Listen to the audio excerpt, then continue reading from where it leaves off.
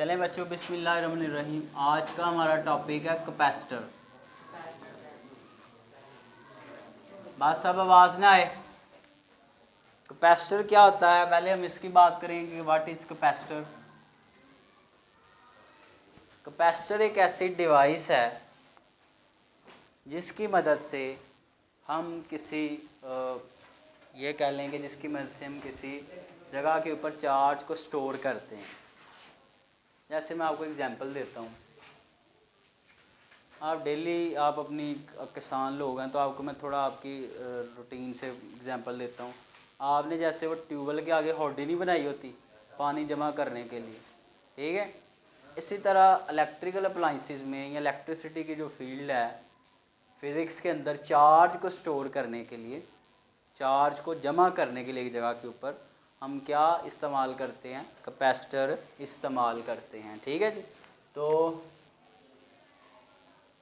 Charge को store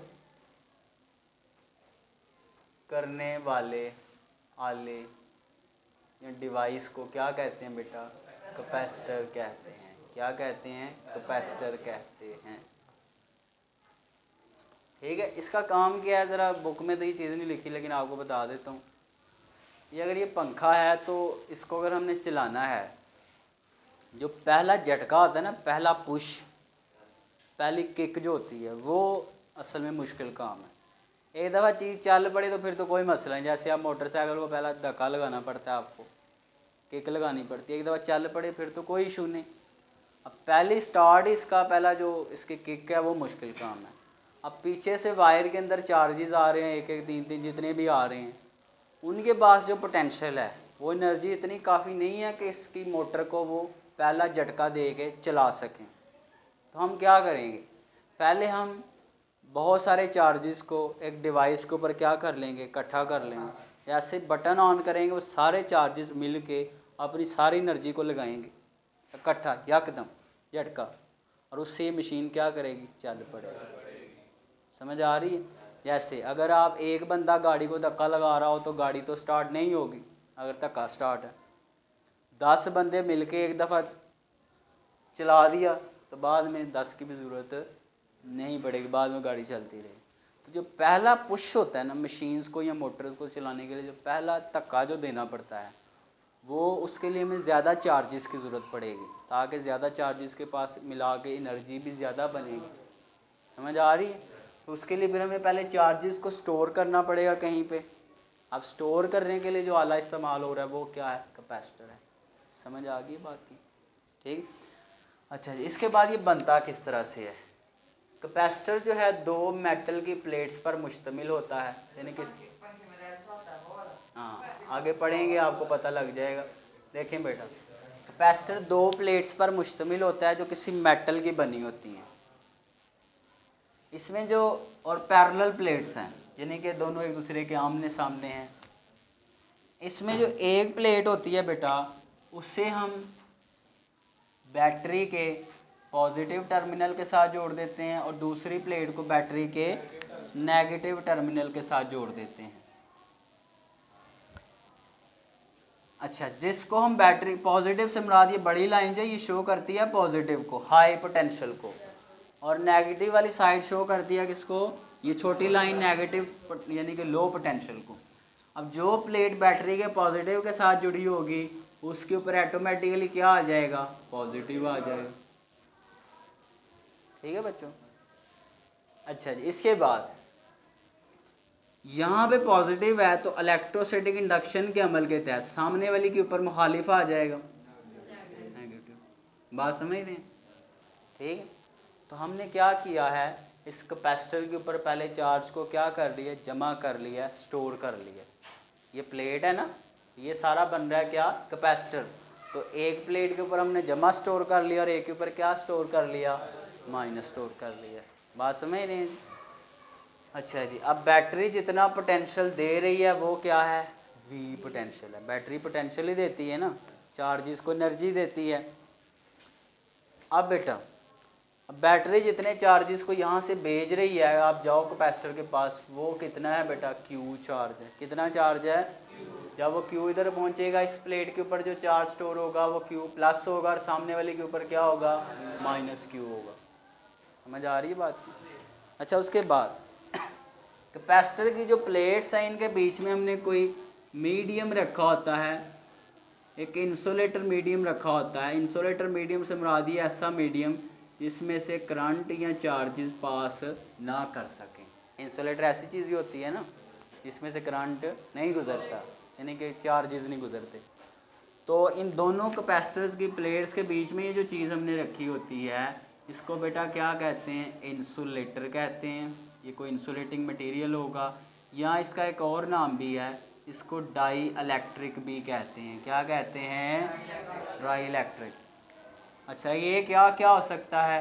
ये कोई पेपर भी हो सकता है, क्योंकि पेपर में से भी चार्जेस पास नहीं करते ज़्यादा। अगर पेपर लें, वुड ले लें, मिका भी एक चीज़ है, मिका भी एक इंसुलेटर होता है, अब्रक इसको कहते हैं। ठीक है, खाली जगह भी ले सकते हैं, स्पेस, एयर भी आप रख सकते हैं। समझ आ रही है? ठीक है जी। अच्छा, इसके बाद आगे बढ़ेंगे बेटा। दूसरी चीज़ है कैपेसिटेंस। क्या चीज़ है? कैपेसिटेंस। कैपेसिटेंस क्या होता है? Let's see.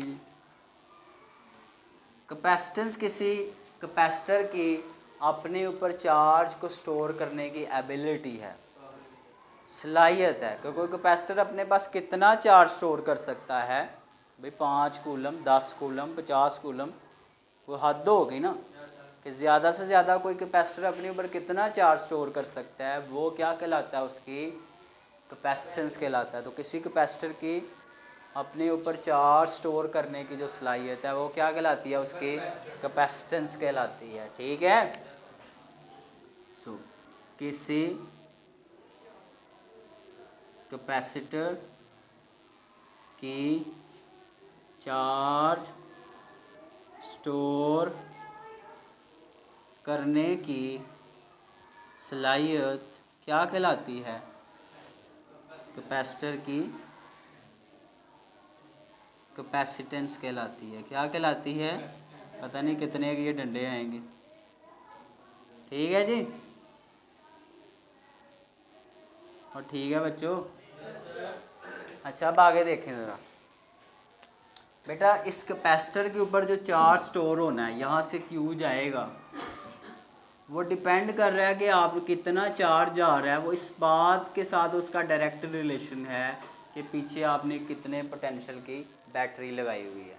क्या मतलब इसका? देखें जी, अगर पीछे आप छोटी बैटरी लगाएंगे तो छोटी बैटरी कम चार्जेस को यहाँ से भेजेगी, और अगर आप एक बड़ी बैटरी लगा लेंगे तो वो ज़्यादा चार्जेस को आगे भेजेगी। तो अगर पोटेंशियल ज़्यादा देंगे तो चार्ज भी ज़्यादा जाएगा, और अगर पोटेंशियल कम देंगे तो चार्ज भी क्या जाएगा? कम जाएगा। बात समझ आ रही है प्लेट्स के ऊपर? अब ये प्रोपोर्शनैलिटी को ख़त्म करने के लिए यहाँ पे हम एक क्या लगाएंगे? कांस्टेंट लगाएंगे। उस कांस्टेंट को क्या नाम देंगे? सी का। क्या नाम देंगे? ये सी क्या बला है? सी क्या कहलाती है? कैपेसिटेंस कहलाती है। क्या कहलाती है? कैपेसिटेंस। ठीक है। अब इसका फॉर्मूला कैपेसिटेंस का यहाँ से क्या बनेगा? सी उधर ही रहने दो, बी इधर आ क्या हो जाएगा? क्यू से डिवाइड हो जाएगा। ये हमारे पास फार्मूला बन गया किसका? कैपेसिटेंस का। अंडरस्टैंड जी?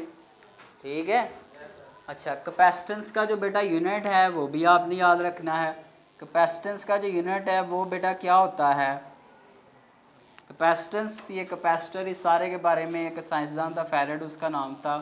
तो इसीलिए इसका यूनिट भी हमने किसके नाम से रखा है? फैरेड के नाम से। और इसे किससे ज़ाहिर करते हैं? एफ से। ठीक है। और फैरेड किसके इक्वल है? यानी कि सी किसके बराबर है? फैरेड के। तो क्यू क्या होता है? कूलम। नीचे वी है, वी क्या होता है? पर वोल्ट। तो आप कह सकते हैं कि फैरेड जो है वो किसके बराबर भी हो सकता है? कूलम पर वोल्ट के बराबर हो सकता है। ठीक है बेटा। जैसे आप वहाँ नहीं कह देते कि F is equal to M A, यहाँ न्यूटन है तो न्यूटन किसके इक्वल है? किलोग्राम मीटर पर सेकंड स्क्वायर के। याद है? यही चीज़ इधर है। ठीक है बच्चों? क्या? हाँ शॉर्ट ये है, कैपेसिटर से क्या मुराद है? तो पहले आप कैपेसिटर के बारे नहीं, फैराडे फुराडे नहीं, आप ये वो पूछेगा कैपेसिटेंस से क्या मुराद है तो आप डेफिनेशन फार्मूला यूनिट लिख दो। ठीक, कौन सा आया वो आगे आएगा, अगले चैप्टर में गई हैं। अब देखें फैराडे केज में मैंने बताया था कि फैराडे केज के अंदर सेंटर में जहाँ बंदा खड़ा होता है वहाँ इलेक्ट्रिक फील्ड की वैल्यू क्या आती है? 0। तो वहाँ वो इलेक्ट्रिक फील्ड का ज़ेर असर नहीं होता, उसे बिजली शिजली नहीं लगेगी। अगर वो केज को टच करेगा, जैसे यही है कि आप खंबे की तारें आपके सामने हैं, तो आप इधर खड़े हैं तो यहाँ तो कोई इलेक्ट्रिक फील्ड नहीं ना है, तो आपको कुछ नहीं होगा। हाँ खंबे की तारों को जाके हाथ लगाओगे फिर फील्ड आपके साथ इंटरेक्ट करेगी और फिर आपको, ठीक है? अच्छा जी, अब आगे देखें बेटा, आगे देखें जी, कैपेसिटेंस भी हो गया। इसके बाद कैपेसिटेंस के कुछ हम और भी यूनिट्स इस्तेमाल करते हैं, छोटे यूनिट्स। वो कौन से हैं? माइक्रोफैरड, नैनोफैरड और कौन सा है? पिकोफैरड। ठीक है बच्चों? आपके लेवल बस इतने यूज़ हो रहे हैं इसलिए उसने इतने ही दिए हैं, और जितने मर्जी बना लो। ठीक है? रेहान क्या हुआ है, परेशान क्यों? कुछ नहीं होता, कुछ भी नहीं होता। पिछले साल अगर आप ज़िंदा रह गए हैं तो इस साल भी रह जाएंगे। जितने पेपर पिछली दफ़ा हुए थे, क्या ख्याल है? पिछली दफ़ा पता नहीं कितनी दफ़ा ही पेपर हुए थे। चलें अब देखें आगे, बस पे बस आगे है जी, और बस तो बस कुछ नहीं होता। Combination of capacitors. कॉम्बिनेशन का मतलब क्या होता है? जोड़, यानी कि कैपेसिटर्स को जोड़ने के तरीके। तो कैपेसिटर्स को हम 2 तरीक़ों से जोड़ सकते हैं। कितने तरीक़ों से जोड़ सकते हैं? 2 तरीक़ों से। अब ज़रा आपने सुनना है इधर जी, कौन कौन से 2 हैं उनको हम आज ही उनका इलाज कर लेते हैं जी। लड़कियों को मैंने एक दिन में ये टॉपिक सारा करवाया था, तो लड़कियां कर सकती हैं, तो आप तो फिर है कि नहीं? आप नहीं, वो बच्चियों की बात कर रहा हूँ। चलें अब आगे देखें जी। पहला कॉम्बिनेशन होता है पैरेलल कॉम्बिनेशन। कौन सा कॉम्बिनेशन? कैपेसिटर्स का पैरेलल जोड़। कौन सा जोड़? पैरेलल जोड़, कि हम कैपेसिटर्स को पैरेलल तरीके से जोड़ सकते हैं। बात से अच्छा, पैरेलल जोड़ में क्या होता है? लेट्स सी इसमें क्या होगा। बड़ा आसान है, एक आपको समझ आ जाएगा, दूसरा आप कहेंगे सर ये तो मैं खुद ही कर लूँगा। तो पहले आपने गौर से बात को सुनना है। फिज़िक्स में बेटा इतना कोई मुश्किल नहीं, जो आपको बताया मेरा ख्याल है ध्यान से सुना होगा तो एक दफ़ा पढ़ेंगे तो ये तो हो गया यार। मैं बार बार कहता हूँ इतना सिंपल करके आहिस्ता आहिस्ता बात करता हूँ कि आपके सामने मुश्किल कुछ नहीं बचता फिर। अच्छा, कैपेसिटर्स को पैरेलल तरीके से किस तरह जोड़ते हैं? हम ले लेते हैं भाई 3 कैपेसिटर्स। ये सिंबल आप कहीं पे भी देख लेंगे ना तो ये अलामत किसकी होगी? कैपेसिटर की। और अगर आप ये कहीं अलामत देख लेंगे तो ये किसकी अलामत होगी? बैटरी की। ये फिज़िक्स के अंदर यूज़ होती हैं चीज़ें, ठीक है? आगे जब आप सर्किट्स ड्रा करेंगे बड़े बड़े, ये कैपेसिटर की है, ये कैपेसिटर के सिंबल है। अब देखें जी, जब पैरेलल तरीके से कैपेसिटर्स को जोड़ते हैं तो तमाम कैपेसिटर्स की जो लेफ़्ट प्लेट है, बाएं प्लेट है, उसको एक जगह पे इकट्ठा करके उसको बैटरी के कौन से टर्मिनल के साथ जोड़ देंगे? पॉजिटिव टर्मिनल के साथ। तो पहला पॉइंट ये लिख लेंगे, तमाम कैपेसिटर्स की बाएं प्लेट्स को बैटरी के पॉजिटिव टर्मिनल के साथ जोड़ दिया जाता है। तमाम कैपेसिटर्स की जो दाएं प्लेट है उसको बैटरी के है, लेकिन हम देते नहीं हैं बेटा किसी को, उसको बैटरी के नेगेटिव टर्मिनल के साथ जोड़ दिया जाता है। तो ये लिख लेंगे ना पहला पॉइंट, ठीक है। अच्छा, बैटरी जितना पोटेंशियल दे रही है वो क्या है, V है। कितना पोटेंशियल दे रही है बैटरी, बैटरी यहाँ से जिन चार्जेस को भेज रही है उनकी तादाद कितनी है, Q है। वो 10 है, ये जितनी भी है हम उसको एक नाम दे लेते हैं Q का। जब Q साहब यहाँ पहुँचेंगे, 10 चार्ज यहाँ पहुँचेंगे, तो आगे जाने के लिए उन्हें 3 रास्ते मिल रहे हैं, कुछ इधर चले जाएं, कुछ इधर, कुछ इधर। ऐसे 10 गाड़ियाँ आ रही हूँ, 3 सड़कें आ जाएं तो कुछ इधर डिवाइड हो जाएंगे ना। तो इसका मतलब जो पहले कैपेसिटर के पास चार्ज आएगा वो कितना होगा, Q1। दूसरे के पास कितना जाएगा, तीसरे के पास। अब देखें बेटा, जब चार्ज स्टोर होता है तो यहाँ से लेके यहाँ तक, इस जब चार्ज इधर पड़ा हुआ है और यहाँ अगर पहुँचेगा तो बीच में पोटेंशियल का क्या फ़र्क है ना, पोटेंशियल डिफरेंस जब हम जिसे हम कहते हैं। तो जब चार्ज एक प्लेट के ऊपर जाएगा तो यहाँ लेफ़्ट वाली के ऊपर कितना होगा, Q+, और यहाँ कितना होगा। तो यहाँ से लेकर यहाँ तक जो पोटेंशियल का फ़र्क होगा इन प्लेट्स के दरमियान, पहले कैपेसिटर के ऊपर वो कितना होगा, V1। दूसरे के ऊपर, तीसरे के ऊपर। पहले कैपेसिटर की जो कैपेसिटेंस है वो कितनी है, C1। दूसरे कितनी है और तीसरे कितनी है, C3। ठीक है। अच्छा, इन तीनों के मिला के जो टोटल कैपेसिटेंस बनेगी ना, तीनों की इकट्ठी करके, कि 5 तीनों की बन रही है, तो जो टोटल बनेगी उससे बेटा क्या कहेंगे, इक्विवेलेंट कैपेसिटेंस। उसे क्या कहते हैं, मुसावी कैपेसिटेंस। क्या कहते हैं, तमाम कैपेसिटर्स की कैपेसिटेंस को इकट्ठा करें, टोटल कितनी बन रही है, तो वो क्या बनेगी, मुसावी कैपेसिटेंस। अब देखें बेटा, तो पहला पॉइंट बस आपने ये लिखना है कि बैटरी को पॉजिटिव, ये सारा जो मैंने बताया, ये प्लस माइनस कुछ भी नहीं लिखना, बस आपने ये बताना है कि तमाम कैपेसिटर्स की लेफ़्ट प्लेट को पॉजिटिव और दाएं को नेगेटिव के साथ। ठीक। अब बाएं प्लेट के ऊपर प्लस आएगा और इलेक्ट्रोस्टैटिक इंडक्शन के अमल के तहत दाएं के ऊपर ऑटोमेटिकली क्या आ जाएगा, माइनस। ठीक। अच्छा जी, अब पॉइंट मैं शुरू कर रहा हूँ पहला इसका, वो पहला तो आप इसके तारीफ ही समझ लो, आप खुद लिख लेंगे। देखें जी, जब हमने यहाँ से भेजा था तो जो Q था, पहले 3 हिस्सों में बैटरी का Q क्या हो गया था, तकसीम हो गया था। पहले के ऊपर Q1 गया, दूसरे के ऊपर Q2 और तीसरे के ऊपर Q3। जैसे आप पास 50 रुपये हो, आप 5 बच्चे सामने खड़े हैं, आपके लो यार 20 तुम ले लो, 20 तुम ले लो, 10 तकसीम कर दी ना, तो तीनों के जमा करेंगे फिर कितने बनेंगे, 50 ही बने। समझ आ रही है। तो 4 तकसीम हो गया। आप ये लिख लेंगे उर्दू में कि जब कैपेसिटर्स को पैरेलल तरीके से जोड़ा जाता है तो बैटरी का टोटल चार्ज तमाम कैपेसिटर्स में क्या हो जाता है, तकसीम हो जाता है। पहले के पास जो जाएगा वो Q1। अंडरस्टैंड जी, मुश्किल तो नहीं कुछ यहाँ तक। अच्छा, अब देखें, दूसरी चीज़ आपने ऑटोमेटिकली याद रखनी है, जहाँ पे Q डिवाइड होगा वहाँ पे V क्या होगा, इक्वल होगा। एक चीज़ डिवाइड होगी और एक इक्वल होगी। V कैसे, देखें, बैटरी यहाँ से जो पोटेंशियल भेज रही है, चार्जेस को एनर्जी दे के भेज रही है। पोटेंशियल असल में एनर्जी है जो वो चार्जेस को दे रही है। जब चार्ज यहाँ पहुँच रहे हैं, 3 चार्जेस हैं, तो जो चार्ज इधर को जा रहा है वो भी फॉर एग्जांपल 5 वोल्ट लेके जा रहा है, जो इधर जा रहा है वो भी कितना लेके जा रहा है, और जो इधर जा रहा है वो भी कितना लेके जा रहा है। यानी कि जितने पोटेंशियल से बैटरी भेज रही है उतने पोटेंशियल से ही वो आगे जा रहे हैं। अगर बैटरी 5 वोल्ट दे के भेज रही है तो आगे सबको भी कितना पहुंच रहा है, 5 वोल्ट ही। वैसे भी आप देख रहे हैं बैटरी का प्लस सबको बराह रास्त मिल रहा है। समझ आ रही है, ठीक है जी।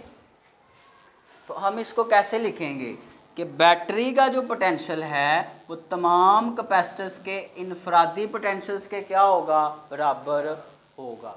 समझ आ गई बात की, ठीक है बच्चों। ये 5 वोल्ट वाला मैंने आपको समझाने के लिए बताया है। तो आप सिंपल क्या लिखेंगे कि जब कैपेसिटर्स को पैरेलल तरीके से जोड़ा जाता है तो बैटरी का पोटेंशियल तमाम कैपेसिटर्स की प्लेट्स के दरमियान इनफरादी पोटेंशियल के क्या होता है, बराबर होता है। यानी कि सब कैपेसिटर्स को एक जितना पोटेंशियल जा रहा है। जैसे पीछे से आ रहा होता है ना 220 वोल्ट, तो पैरेलल तरीके से जोड़ दें तो सबको कितना कितना जाएगा, 220 ही जाएगा। अंडरस्टैंड जी। अगर आप पैरेलल से नहीं जोड़ेंगे, दूसरा तरीका पढ़ेंगे, तो फिर उसमें कुछ और होता है, वो आगे डिस्कस करते हैं। नहीं, उर्दू लिखनी है आपने। नहीं यार, स्ट्रिक्ट नहीं, उर्दू आप खुद से लिख लें, जो अभी मैं बोल रहा हूँ वही लिख लें, आप पढ़ें, आप वही लिखा होगा।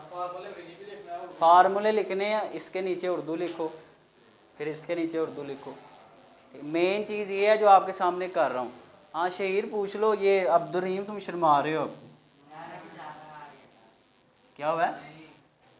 पैरेलल जोड़ पढ़ा रहा हूँ ना कैपेसिटर्स का, नहीं नजर आया वो आपको? अच्छा अब देखें, इसका जो तीसरा पॉइंट होगा ना, इसका सी इक्विवेलेंट का फार्मूला हमने निकालना है कि टोटल कैपेसिटेंस कितनी बनेगी। तो वो उसी से बनेगा जिसमें प्लस आ रहा होगा। सबसे पहले वो वाली रकम आपने उठानी है, उससे मेन फार्मूला बनेगा। हम जानते हैं क्यू किसके इक्वल होता है? सी वी के, अभी हमने पढ़ा इधर ये, ठीक है। अच्छा क्यू सी वी के बराबर है तो क्यू वन किसके बराबर होगा? C one V one. Q two किसके बराबर होगा? C two V two. At the end ये सारा आपको अभी याद हो जाएगा, घबराए नहीं आपके इतना, सी थ्री वी थ्री, ठीक है। तो ऊपर जहाँ क्यू क्यू आ रहे हैं उनकी ये ज़रा कीमतें पुट करें, कर लें ऊपर। तो वो क्या है? क्यू बराबर है किसके? क्यू वन की जगह पे क्या आ गया? C one V one. Q two की जगह पे क्या आ गया? क्यू थ्री की जगह पे। यहाँ तक ठीक है?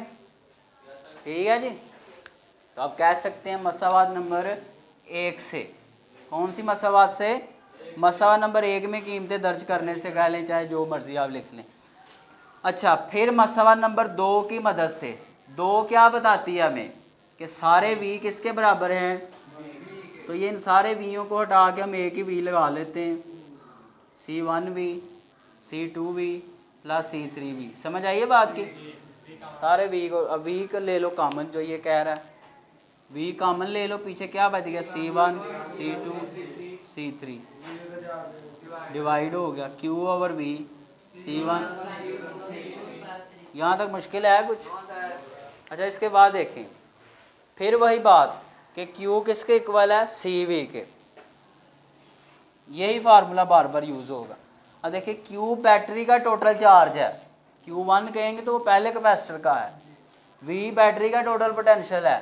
तो जब ये टोटल ले रहे हैं तो सी भी टोटल लें, और सी टोटल वाला क्या होता है? इक्विवेलेंट वाला। अभी जो मैंने कहा था कि टोटल जो बनता है उसको ये कहते हैं। अच्छा यहाँ से देखें, क्यू बटा वी की वैल्यू बनानी है तो वी को इधर ले आओ, क्यू बटा वी किसके इक्वल हो जाएगा?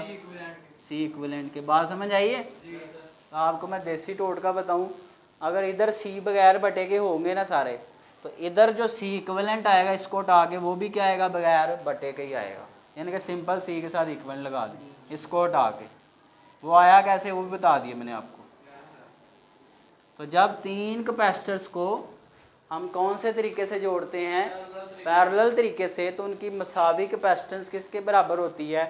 कि सब कैपेसिटर्स की कैपेसिटेंस का इनफरादी तौर पे क्या ले लें? मजमुआ ले लें, सारों को जमा कर दें। पहले की 5 है, दूसरे की 5, तीसरे की 5, 15 हो गई। तो जो इक्विवेलेंट कैपेसिटेंस बनेगी वो तीनों को जमा करके 15। अंडरस्टैंड जी?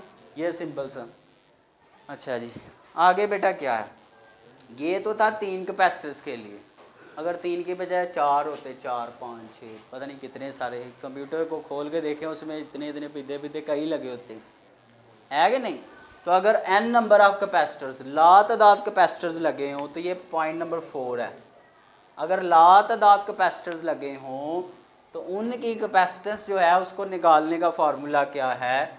वही है इक्विवेलेंट कैपेसिटेंस निकालने का, C1 C2 जहाँ तक है वहाँ तक जोड़ते जाएं आगे। 4 हैं तो 4 कर लें, 5 है तो 5 कर लें, ठीक है।